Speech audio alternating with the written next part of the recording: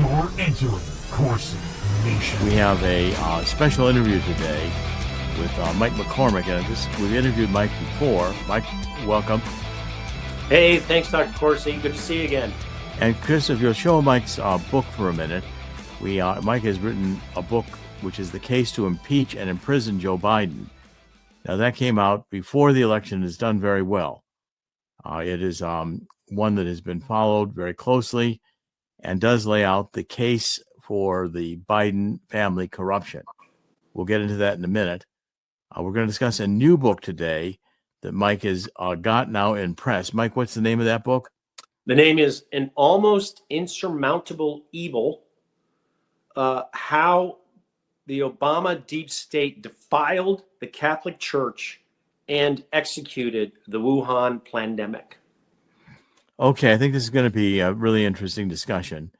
And it follows on the heel of Trump's victory over Kamala Harris in the presidential election. Chris, we'll show very quickly God's 5 stones. I want to comment for a minute that we are continuing this work. The algorithms are continuing to be found, and we are going to, that's God's 5 stones, G-O-D, no apostrophe S, and 5 is spelled out, F-I-V-E, and stones is plural, S-T-O-N-E-S, gods5stones.com. We found the algorithm in Georgia. We found it in Arizona. We found it in Pennsylvania and Wisconsin, as well as about a dozen other states which we're looking at and have reported on this website. We're going to continue to get donations, request donations, because we want to continue to get these algorithms out of the state Board of Education databases. We want to end this fraud now. And I think it could be an intelligence agency level fraud. It's that complex. Intelligence agencies may have decided to start running our elections. And those QRs will get you to be able to fund. You can donate through the website. You can take your donation directly through the website.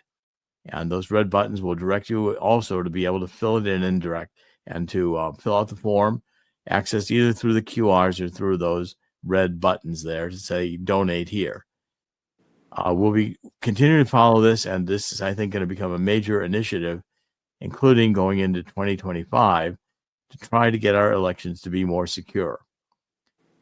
Okay, now you can also reach us on X at Corsi Jerome 1 and on Substack Jerome Corsi PhD.substack.com. Okay, Mike, let's get into this. First of all, the Catholic Church.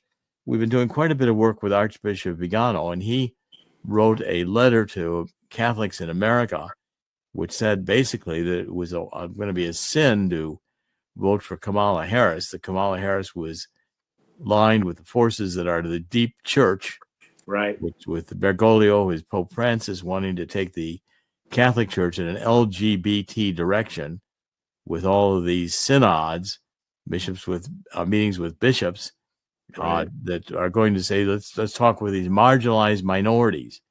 Well, that means give the LGBT a place in the Catholic Church. And of course, we're opposed to that. It's on our website, and there's the message from Archbishop Vigano to Catholics in America. And I think it really did influence the Catholic vote. It might have swung as much as 10% of the Catholic vote to Trump that might not otherwise have voted for Trump. So it was a very influential message. Now, Mike, why don't you start giving us some of the background here of the Catholic Church involvement with the deep church and how the deep state interacted with the deep church, and what was the collusion between the Biden family corruption and the Catholic Church. So why don't you just plunge in?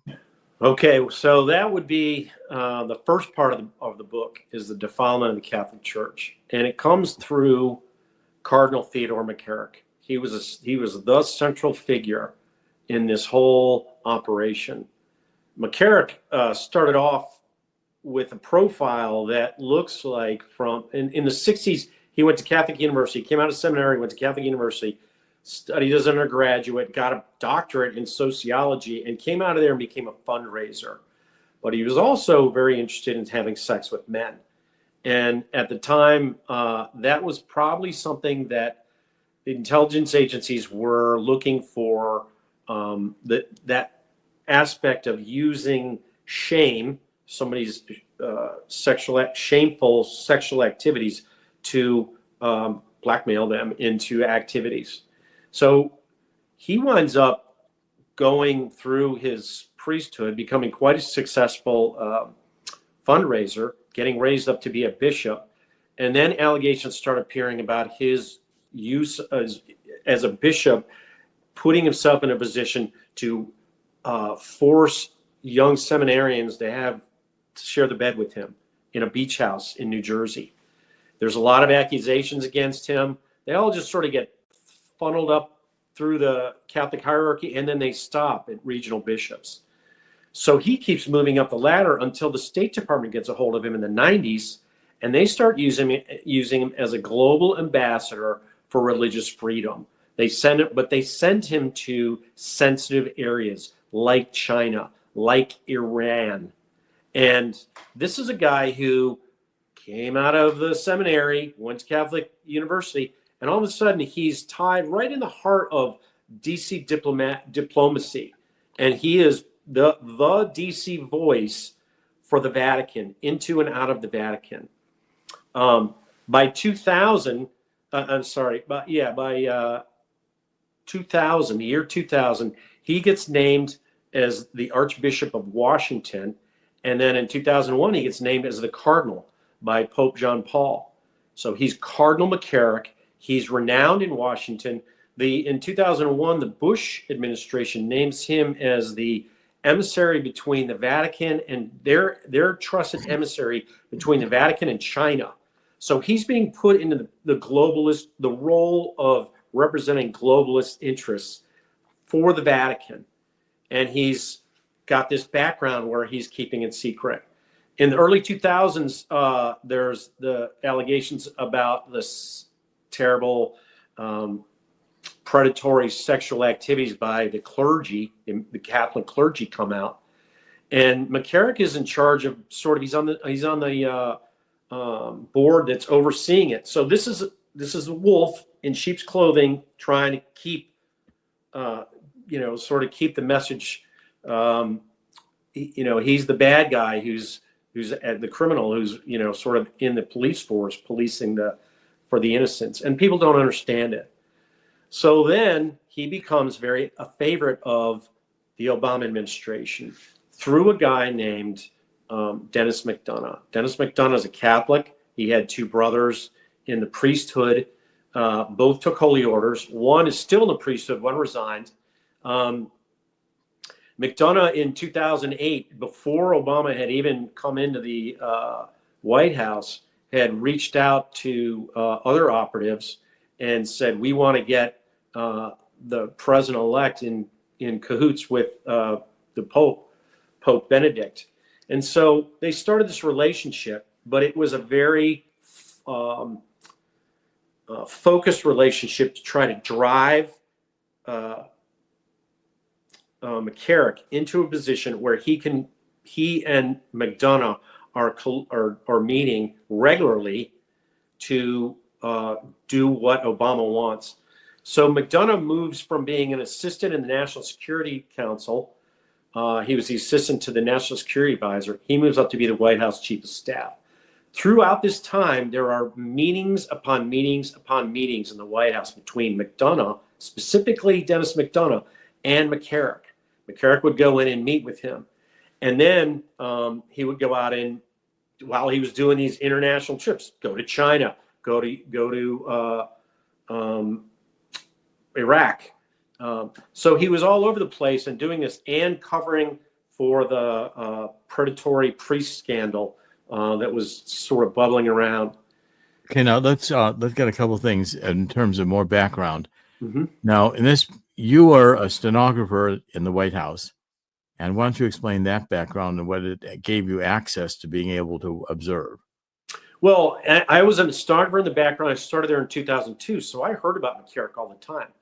He was a favorite of and my job was as a press office stenographer of the White House press office. Whenever the president or the vice president had a meeting or an interview or a prayer breakfast or a St. Patrick's Day event, we did a transcript of it. Well, they always acknowledged Cardinal McCarrick. So Cardinal McCarrick was a central figure to DC politicians.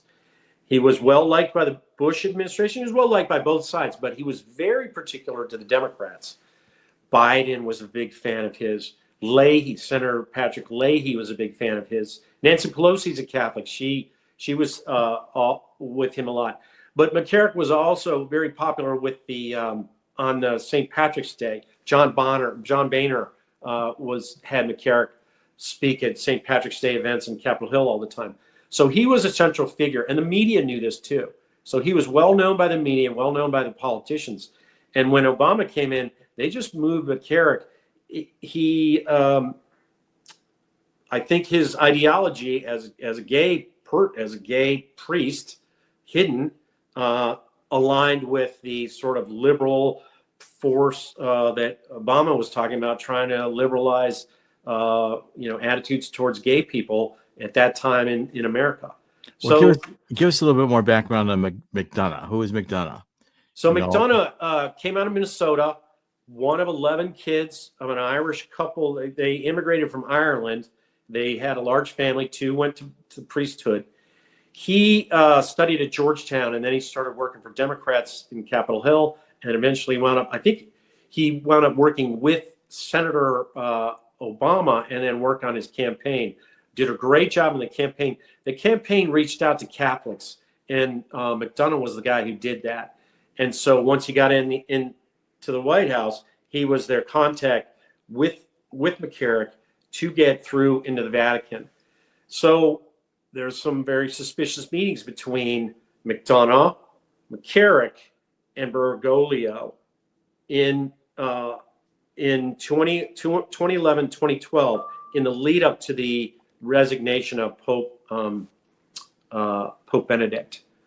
And so it's very clear, and I write about this in the book, it's very clear that they are directing McCarrick to go down to Argentina and talk to Bergoglio. Now, there's a big report that was put out on McCarrick after he was discovered to be this pedophile.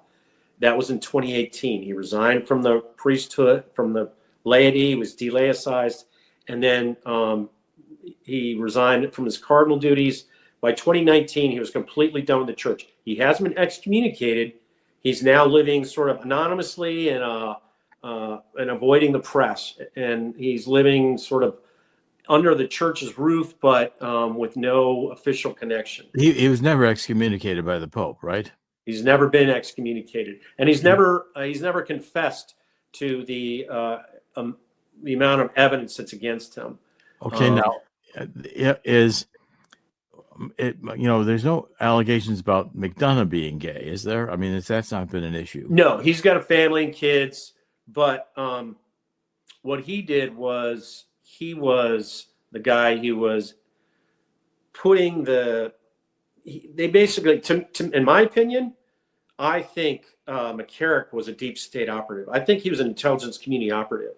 And it was when Obama came in that he was sort of energized. He was tabbed to do his duty. And his duty was to go into the after all these years. And as a fundraiser, what he would do is he would raise funds and then distribute them to cardinals and bishops. Well, these are the guys that picked the Pope. So in 2013, when it was time to pick the Pope, McCarrick was ready to go, as instructed by Obama's deep state, into the process that picks the Pope. He had met with Bergoglio. He had met with Bergoglio officially in 2011 in Argentina, and he went back to Argentina twice in the lead up to this time period. He went to Argentina in October of 2012 and then December of 2012. And the Vatican report on McCarrick doesn't stipulate whether or not he met with Bergoglio there. No one's ever asked him that. The Vatican sort of said, yeah, he went there. They didn't follow up with the information. Did he talk to Bergoglio there? So the next step becomes this resignation by Pope Benedict in Rome. McCarrick is there. He starts talking up Bergoglio officially in media, pretty significant media. And then he talks behind the scenes to a lot of cardinals. And next thing you know, there's an election, and Bergoglio's the elected one. And then McCarrick comes back almost just a month after Bergoglio gets elected. McCarrick comes back and has more meetings with McDonough. And shortly thereafter, he starts traveling to China on behalf of both the Vatican and the White House. Bergoglio, at this point in time, after being elected Pope, sends a secret letter to Xi Jinping in China on aligning, sort of connecting the Catholic Church with the Chinese government in a new way. And Xi Jinping sends it back a letter. This is 2013. Just to kind of in the Assange releases of documents from the Podesta files, which occurred in 2016. Those were the files that were supposedly stolen by the Russians from the Democratic National Committee files, email files. I don't believe they were stolen by the Russians. I think it was an inside job within the DNC, and I've always been suspicious of Seth Rich. Now, there are at least one of those emails. It says that the selection and the insertion of Bergoglio to be Pope was a CIA operation. And this was a plan by the deep state to support the deep church. In other words, there's a group since Vatican II. This is what Archbishop Vigano has been writing about for years. And McCarrick is at the center of it. That the connection between the intelligence community and Bergoglio in Argentina, and then Bergoglio surfacing in Rome to become Pope, with Pope Benedict XVI resigning as Pope, right. Which is was a rather spectacular event, because popes do not resign; they stay in that position typically and traditionally until they die. Right. Okay, and so this was in a sense almost like a coup d'état. And when you realize that Pope Benedict had been writing in a fairly conservative way and traditional way of Catholic theology, but since Vatican II, which was opened up under Pope John Paul in 1962, the whole idea was that the church was going to modernize by admitting progressives. Okay, and that was opening the door to the ending of the Latin Mass, the redesign of a lot of Catholic liturgy, and even a redefining of the Catholic theology, in saying that we have to now take it all this openness to the followers of the Catholic Church, who would define the policies of the Catholic Church and define the doctrines of the Catholic Church.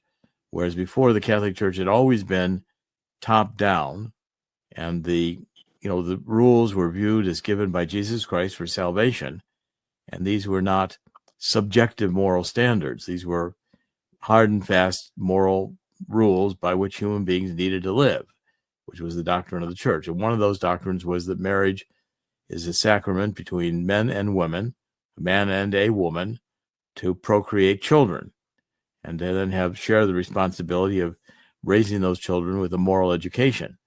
Whereas you come in with the LGBTQ plus agenda, and that's saying that we've got to listen to all these marginalized minorities, and we have to keep redefining Catholic theology in terms of what the followers, what the parishioners want. And therefore you start making a seat at the table for the LGBTQ community. What is Satan a religion? We need to honor Satan as a religion? Or do we need to include all of these different sexual perversions and activities and say they're equally qualified to be sanctified by God as is marriage between a man and a woman? And that's considered that. I think Archbishop Vigano, by opposing this Vatican II and this LGBT community, this synodal movement, and vocally opposing it, led to his excommunication, and he's still vocally opposing it. And he was a guy. So Vigano was a guy early on in the early 2000s who put the finger on McCarrick's activities. Yes, he did, and he opposed McCarrick directly, and tried to get people to stop, tried to get him to sort of to dial back his access to younger priests, and things like that. Yeah. McCarrick jumped around it. I want to show this book here. We just published this, which is the Archbishop Vigano, and it's J'accuse. It's his shedding light on his excommunication. And J'accuse in French means I accuse. Right. So he's accusing Bergoglio of being the heretic. And I wrote the preface, the foreword to this. It's a short book, but it's extremely powerful. And it talks about, the Catholic Church having itself committed the heresy by rejecting the traditional doctrines of the Church. And he says, how can it be possible? This is in the introduction that Archbishop Vigano wrote. How can it be possible that an esteemed prelate, an archbishop, an apostolic nuncio who has faithfully served the Church and the Roman pontiff throughout his life is put on trial, condemned and executed for having done and said what popes and bishops have considered their grave duty for centuries? Since when has defending Catholic tradition, the priesthood, and the Mass become a canonical crime deserving the accusation of schism? Okay, so Archbishop Vigano lays it really out. He said, I've witnessed a true revolution from within the institutional structures of the Church. First in my pastoral ministry as a simple priest, then as a member of the diplomatic corps of the Holy See, and the Secretary of State, as permanent observer to the Council of Europe, as apostolic nuncio to Nigeria, as a delegate for the pontifical representations of the Secretary of State, the Secretary General of the Governorate of Vatican City State, and finally as apostolic nuncio to the United States. By the very admission of those who knew me, and even attested in the text of the decree of my excommunication, my rectitude and honesty have always been appreciated and have been the main reason why I have received positions of great responsibility. But this time I represented an element of disturbance due to my unavailability for compromise and power games, the phenomenon of corruption and immortality that I've tried to fight against have stirred up bitter enemies against me, so much so that they have generated actual plots aimed at slandering me, hindering my work, and making me get transferred. Okay, so what he's saying is, my own personal journey has not been an easy one, having experienced Vatican II as a young seminarian, and then its, quote, reforms as an official Roman curia. But the moment I understood the causal relationship between the consular revolution and the apostasy now widespread in the ecclesiastical body, everything became clear, and it was impossible for me not to raise my voice as a successor of the apostles. And so he goes strongly against Bergoglio and the opening up of the Church to this woke agenda. And he accuses that Bergoglio is the one who is the heretic. Now, also, I'm going to reach back on my bookshelf for a minute and pull out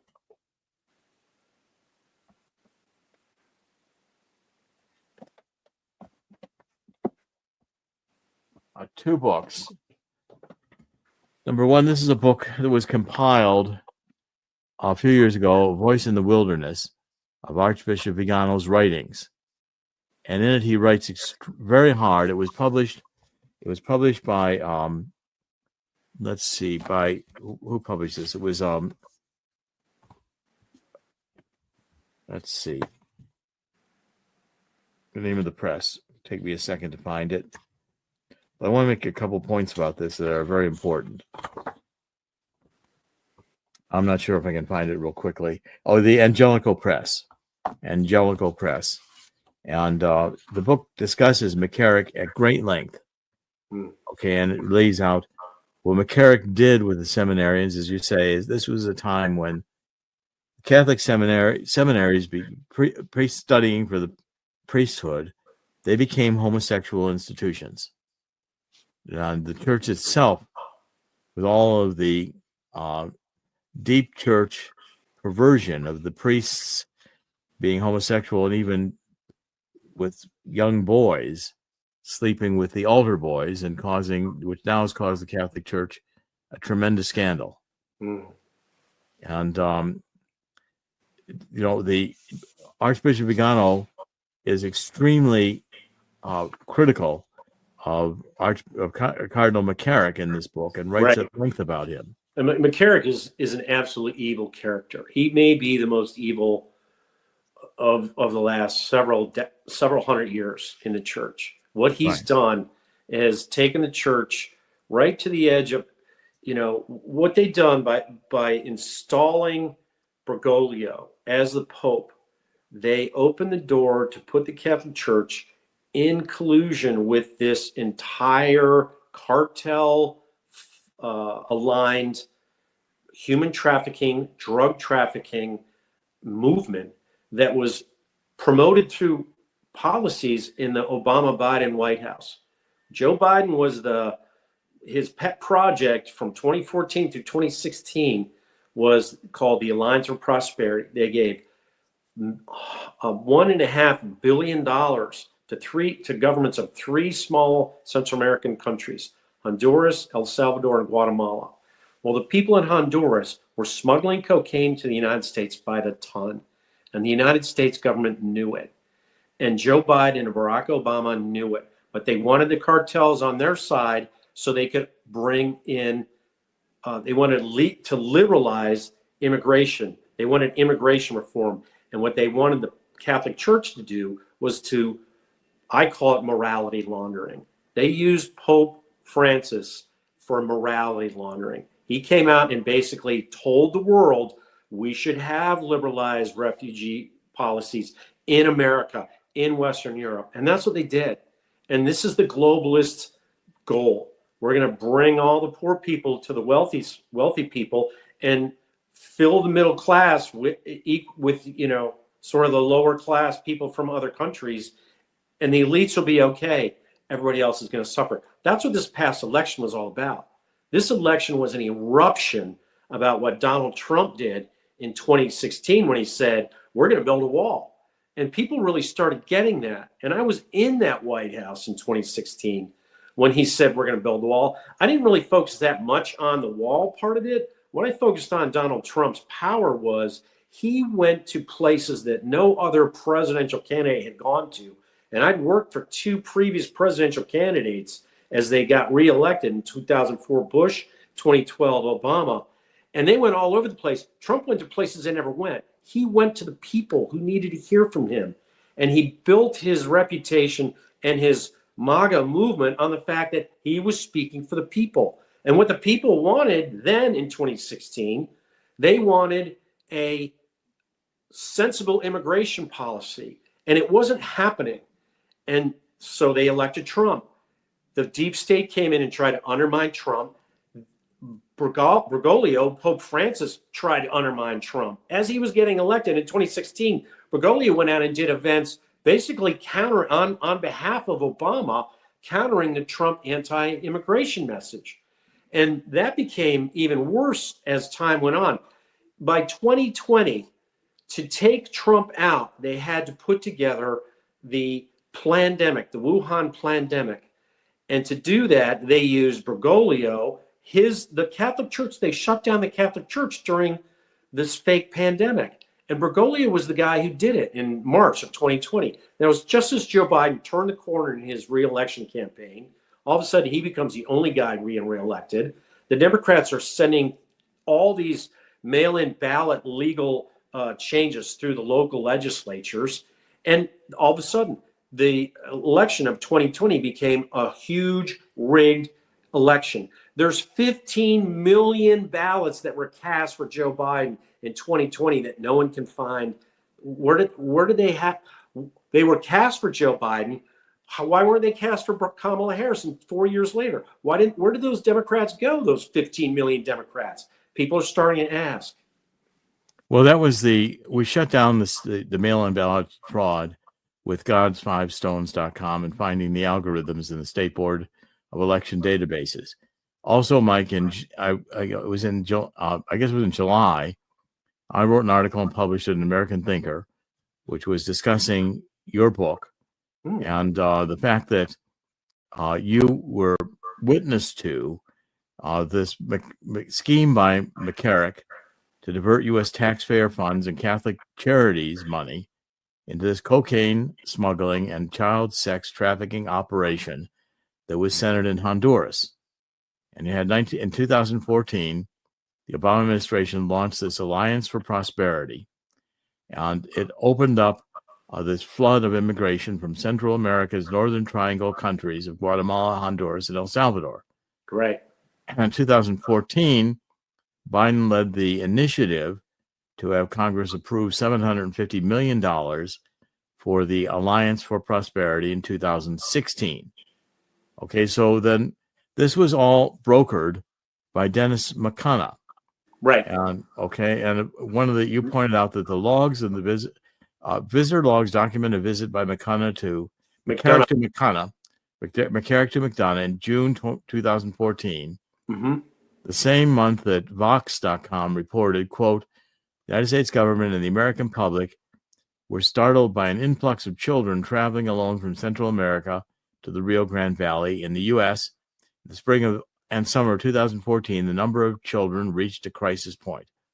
Vox also noted that during the fiscal year 2014, unaccompanied children were apprehended in the U.S.-Mexico border with a 77% increase over the previous year. Correct. Okay, now, two more points. On July 25th, 2014, Obama held a meeting in the White House with President Molina of Guatemala, President Karen of El Salvador, and President Hernandez of Honduras. In his remarks to the press, Obama noted that he was there to discuss the rise of unaccompanied children traveling from Central America to the U.S. border. Okay, and Biden was photographed with Hernandez shaking hands. Mm-hmm. Subsequent to that photograph, McCarrick returned to the White House several times, according to the White House visitor logs. Okay, and in 2010, the National Catholic Reporter listed McCarrick as a member of Obama's spiritual cabinet. Now, in 2014 and 15, McCarrick had repeated meetings in the Vatican with Pope Francis, and numerous Catholic charities active in Honduras, a country where approximately 34% of the population was Catholic. The movie Sound of Freedom featured the child sex trafficking in Honduras, a country that the U.S. Embassy recognizes as, quote, a destination for women and girls from neighboring countries subject to sex trafficking. In Texas Public Radio on May 1, 2015, Cardinal Oscar Rodriguez Maradiega of the Archdiocese of San Antonio acknowledged Pope Francis' interest in Honduras and in the Alliance for Prosperity.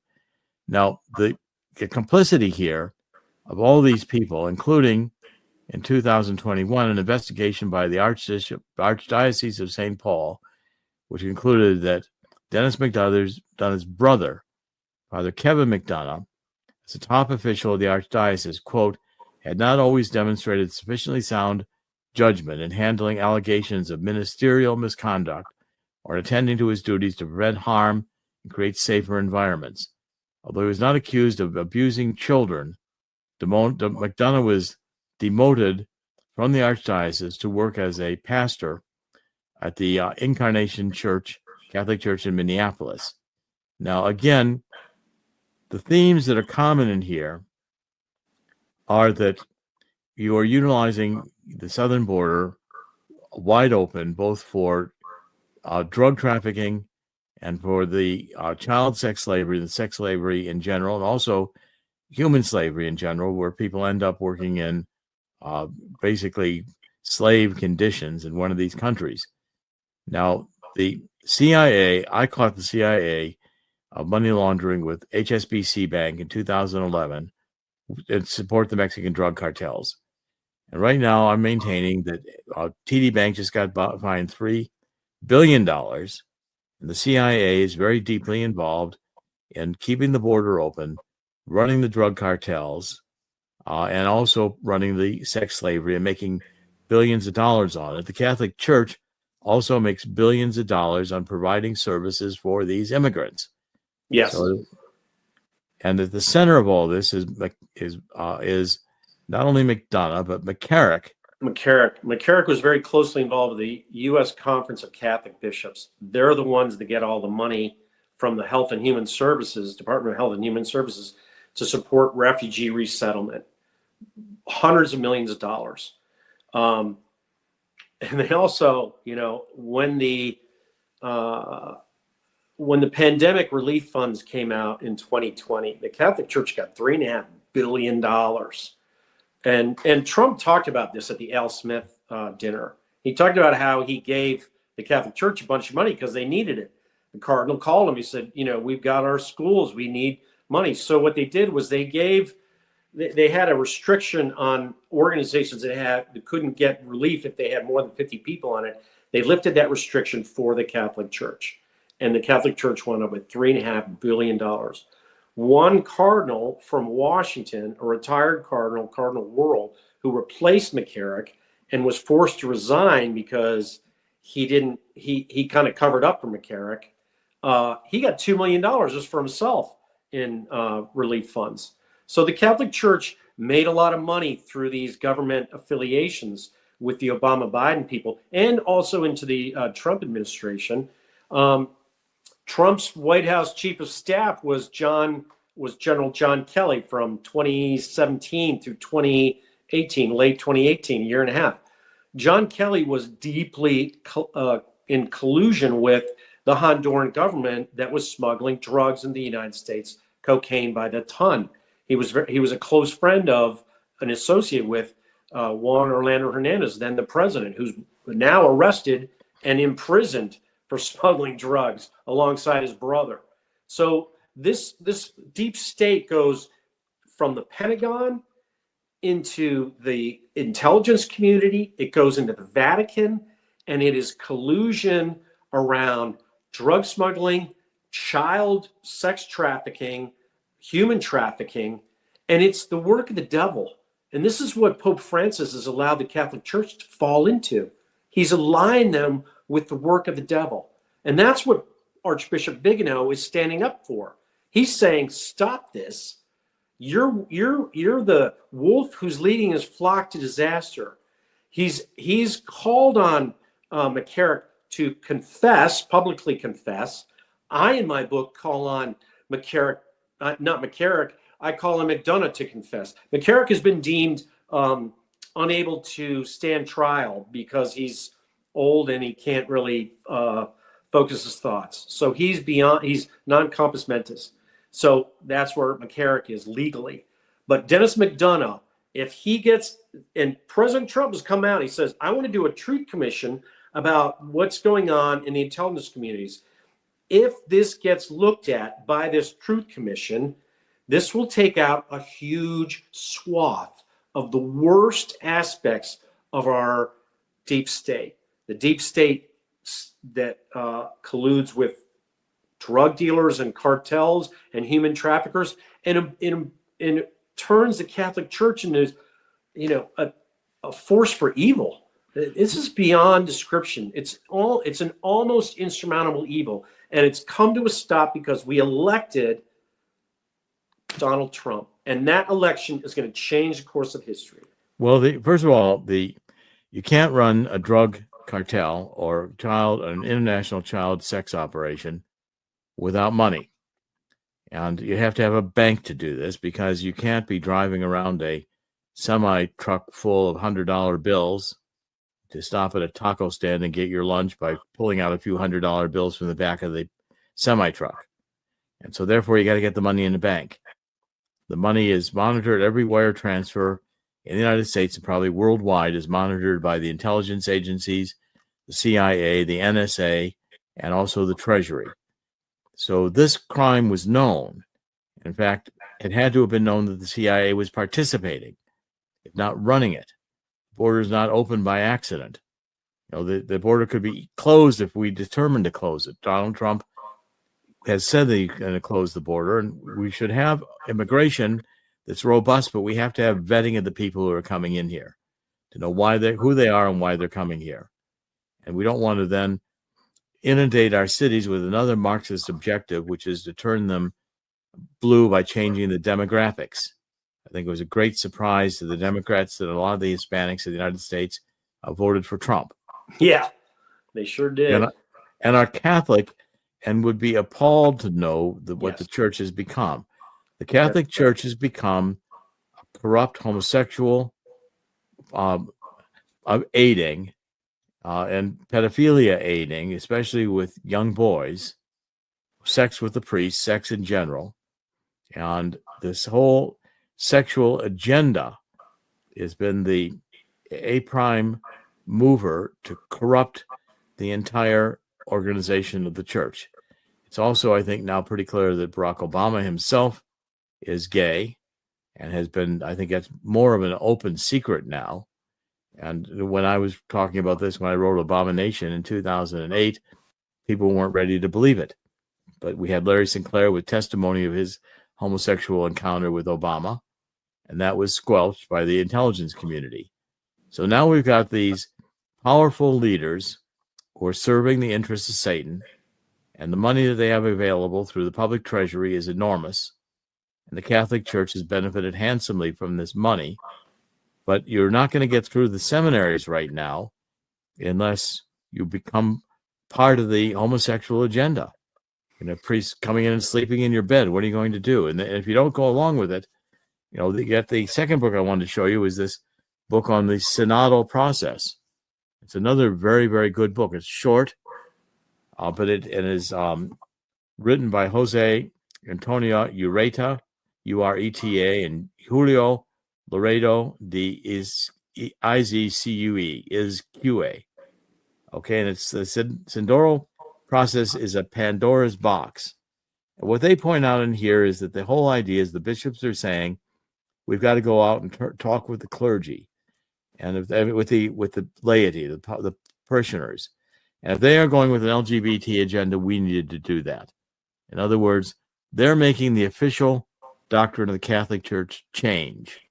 Wherever the people change to with the people's morals, that's where the church has to go.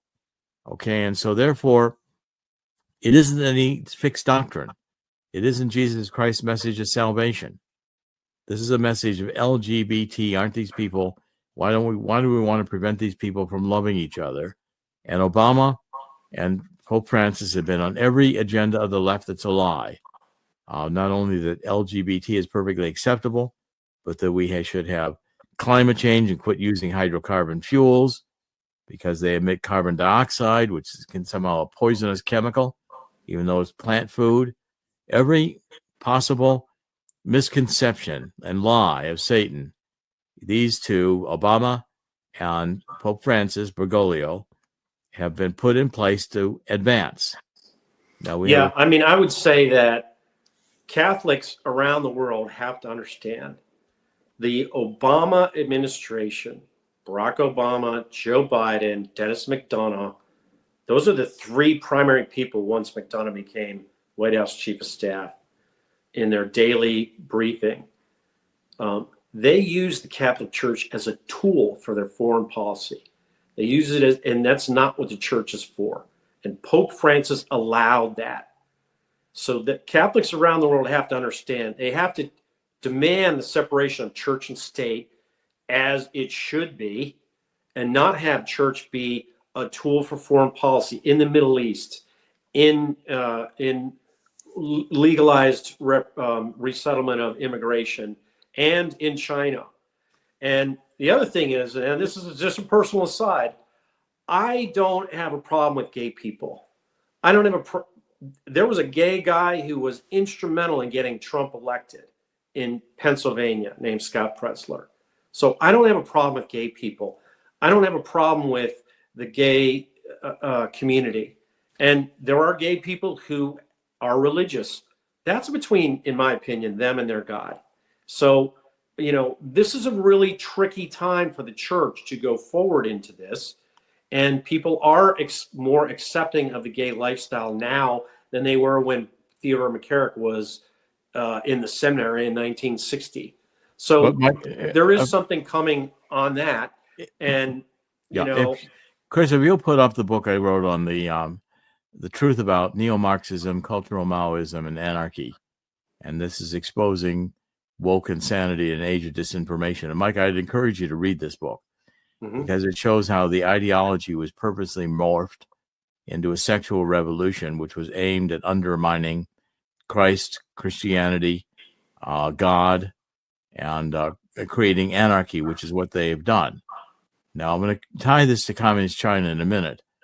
But my point I'm going to make is that the Catholic Church has become, in a sense, this is what Pope Leo XIII was worried about, that Satan has entered the Catholic Church and is now ruling the Catholic Church.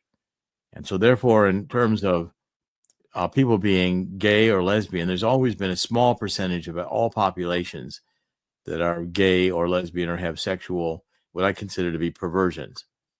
Okay, but the point is, the demand now is that we celebrate these perversions, that we not only accept them, but we bless them, that we allow them legitimacy. And so therefore, the subjective nature of this postmodernism, which says, there is no absolute truth, there are no absolute values, there are no real rules. So someone can say, well, my identity, my sexual identity is not my sex organs, it's my gender, which belongs to a camel who lived 4,000 years ago and was a transsexual camel before there was even civilization. Okay, now that's fundamentally schizophrenic. That's the idea of a lunatic that needs psychiatric care. Okay, but that idea has got to be celebrated and made to be, you can't speak against it, because if you do, you're not politically correct and you have to be censored and negated. So these ideas they start from the public relations manipulation that began in the 60s with the gay movement, saying, why don't you let these two little men just love each other, these two little fuzzy bears, why can't, it's okay if they love each other, isn't it? Well, all the time they don't talk about what the sexual practices are. They don't show you gay parades. They don't show you whips and chains and beating each other. They don't show you the sadomasochism. They don't show you so then if all these perversions are acceptable, then next, why don't we have sex with the dead? That's acceptable too. Well, how about snuff sex, where you kill people? Well, that's just my proclivity, you can say. Why would you not allow me to do this? Okay, so the perversion here, the language perversion, and the fundamental, what Archbishop Vigano is saying, he's making a very fundamental moral statement. He's saying the Catholic Church has gone astray. The Catholic Church now, as an institution, is itself committing an apostasy. It is preaching against what the gospel of Jesus Christ is. Jesus Christ does not go out and, celebrate sexual perversion. He's here on earth to say, here are the rules, and there are consequences to not following God's rules on earth. And they're not arbitrary rules. And the Catholic Church has been doctrinally motivated for centuries until these people began to bring in their Marxism and begin to bring in their progressivism. And now the synodal movement has us talking to the marginalized minorities, which means bringing in room for the LGBT. And I think the church.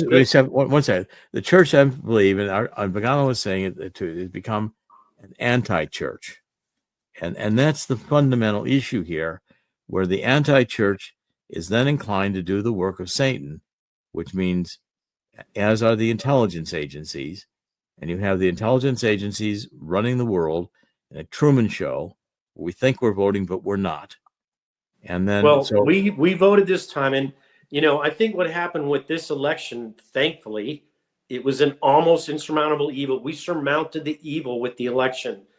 Thanks you for doing the work on the logarithms and the algorithms. What they did was the Democratic Party went too far. The Obama-Biden Democrats went too far with exactly what you're saying. They coddled the LGBTQ. They made them mainstream. And the majority of Americans are like, we don't want this. Hispanics didn't want that.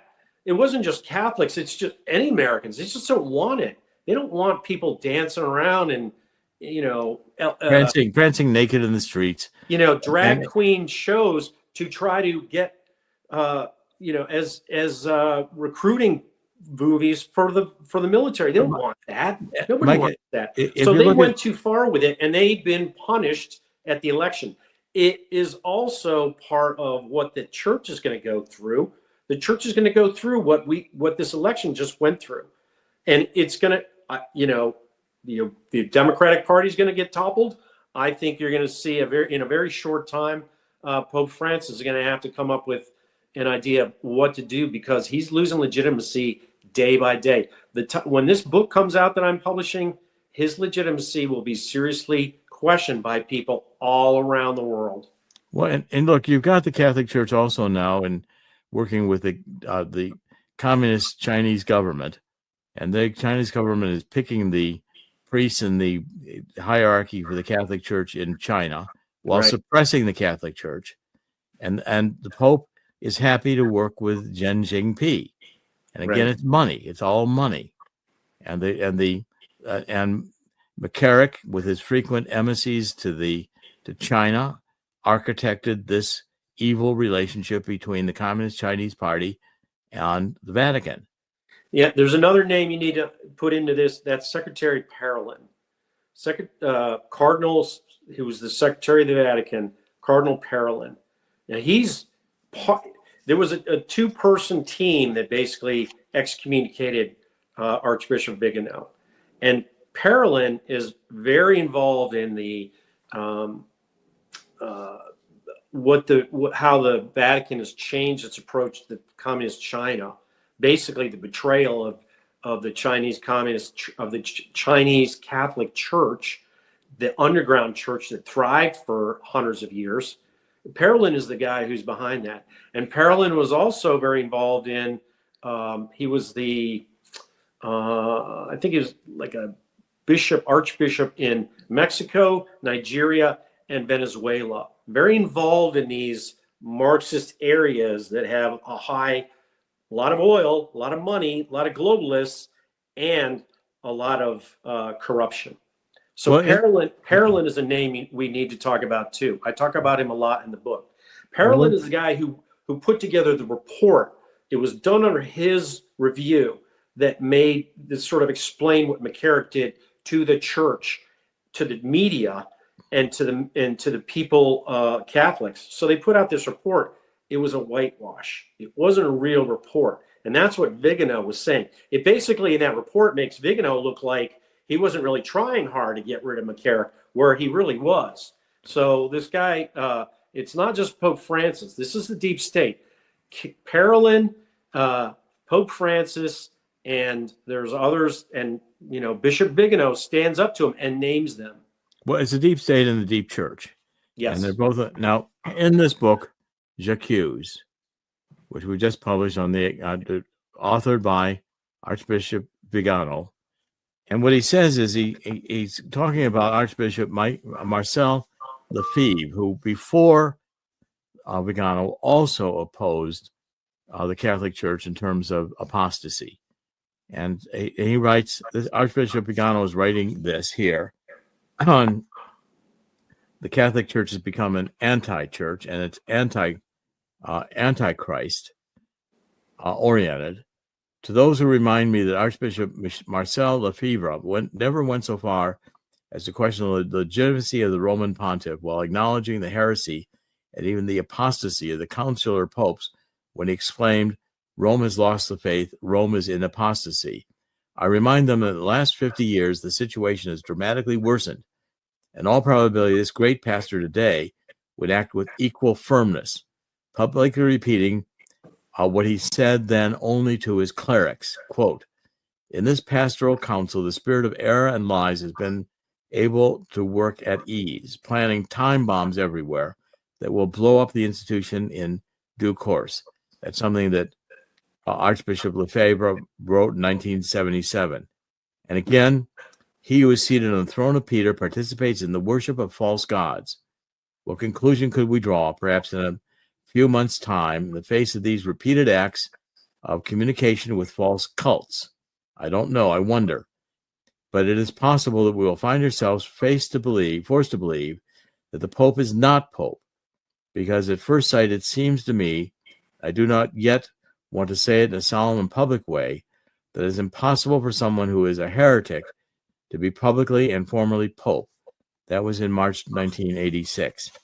Now, I did a DVD when Pope Francis was first put into place, which was on the last Pope. And I'm increasingly coming to the conclusion that the last Pope was Benedict XVI. And this pope is not a legitimate pope. Yeah, I agree. And so I think we're at a crisis in the Catholic Church, which is similar to the crisis that we have now seen in the United States government. And I think as the people of the United States have just soundly rejected this woke agenda of Kamala Harris, of Joe Biden, and Biden's corruption was massive in terms of not only also participating in Ukraine, taking billions of dollars from China for his son and the son's investment firms out of both Ukraine and of China, stealing money out of the Treasury. All this money the Treasury's deficit spending is going somewhere. It's all being stolen. And you've got that much money funding international organizations of intelligence operating the most grievous crimes imaginable against human beings, fentanyl and drugs across the border, supporting the drug cartels, children sold into sex slavery, tricked into sex slavery to live lives of unimaginable horror, people forced into forced labor, working in lives of unimaginable horror, with this entire crisis at the border created intentionally by the Obama and Biden demons and their State Department and their CIA, and fostered by the Catholic Church. Yeah. And I wrote this back and forth. I did some emailing back and forth with Archbishop Vigano. I said, look, we're just telling the truth about what's happening in the church, what's happening in the Obama-Biden White House. And the truth is God's word. So God's on our side on this. God will fix his church. God will fix Jesus's church. Jesus will fix his church. We're the vessels. Our words, our truth is how people learn and hear. And that's what happened in this election. People got the real truth about what was happening with Biden, who Donald Trump really was. It wasn't through a filter of media. They got through around that media filter that thwarted him in 2020, that was part of that pandemic. And so the people were able to make the choice because the people are good people. People, whether they're Catholics, it's Catholics in the Catholic Church, or American voters, or European voters in all their various countries. People want basically the same civilized values. And so we're going to always get that. But what we need is the truth. We need God's word is the truth. And God is on our side when we tell it. And we're just sitting here telling the truth. Well, you've documented the truth and you were there firsthand to experience it. You saw it. And now you're chronicling it. And I'm sure it was a shock to you when you realized this evil was there. Yeah, I didn't want to write the book. I said that at the beginning. I don't want to have to write this book because I don't want to believe this is happening, but it is. So it's an almost insurmountable evil. And we talk about it. We inform people about it. They make decisions about it. They make decisions about how they attend church, how they discuss their religion with their pastors and their bishops. And that influences the direction of the church. That's how it has to happen. Well, this evil has to be exposed and has to be rooted out. And it has to, even if it brings down great institutions, it has to happen. Donald Trump is going on to the almost unsurmountable task of reforming this amount of evil. And I don't think it's possible for us to do it alone.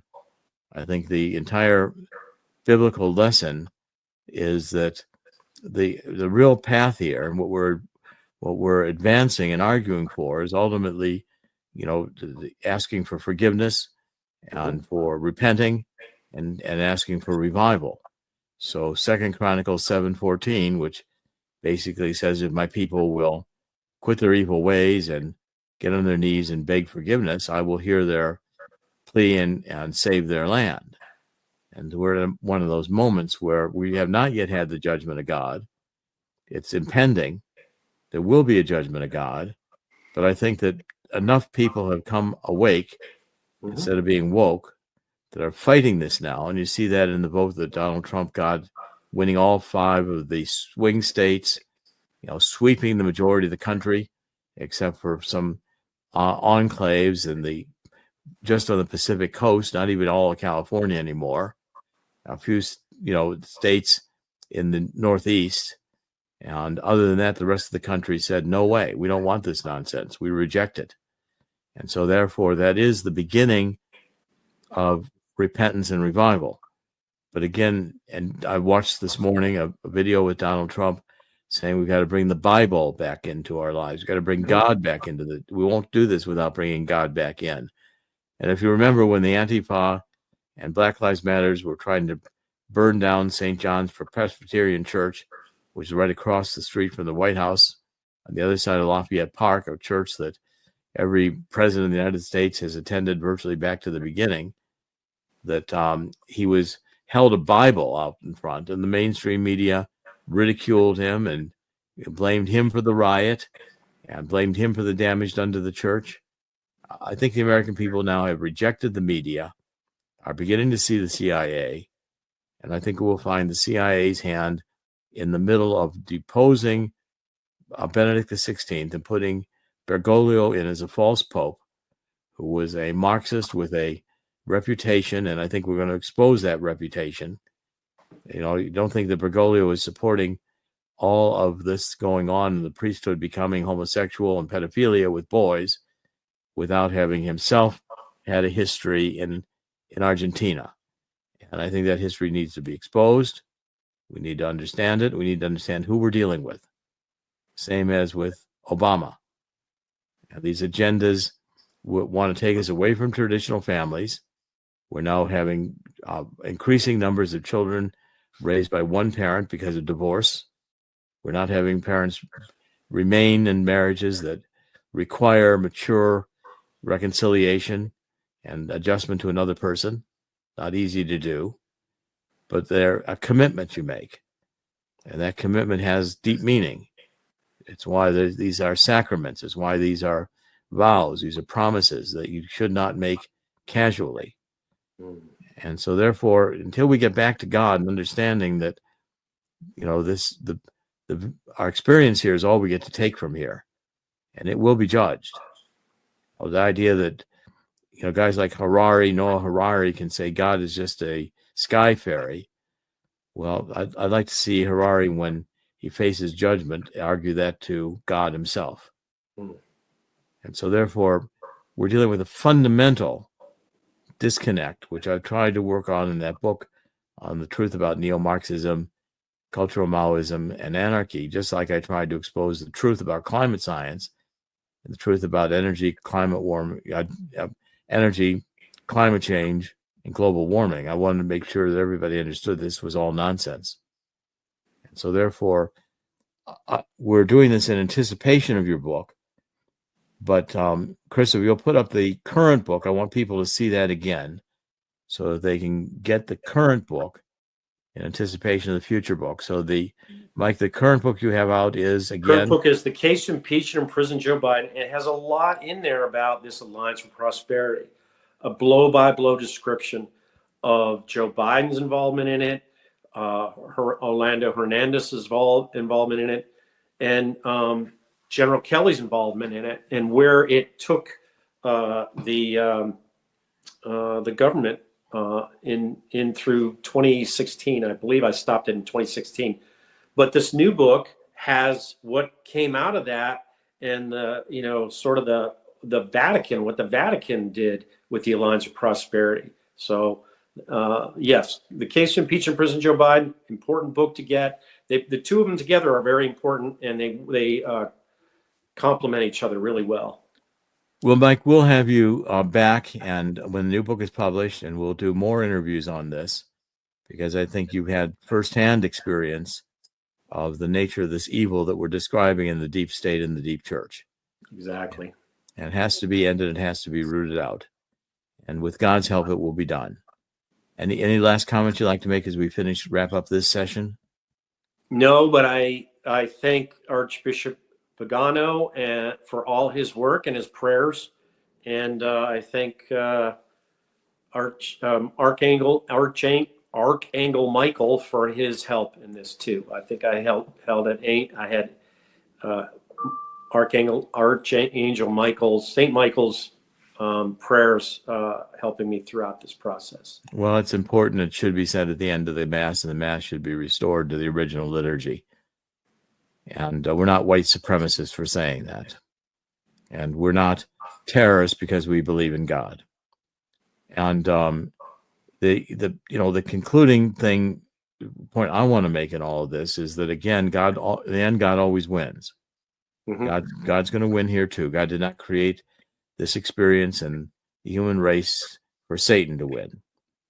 But again, this is a great test, and we are going to face the judgment of God because we have just killed too many children and, babies cut to pieces in the womb, their body parts sold. Since Roe v. Wade, we've allowed God to be taken out of our schools by the Supreme Court since the 1940s. We've got to restore these things. We've got to get back to a limited government, which does not have so much money and so much power that control our lives, and realize that we the people are sovereign, and that the states were constituted to be sovereign to the federal government, which had limited enumerated powers in the original Constitution. So therefore, our founding fathers realized that our rights were bestowed by God. Human rights could not be taken away. The human soul has a value to God that merited its creation and also its salvation. And that Jesus Christ came to earth for that purpose.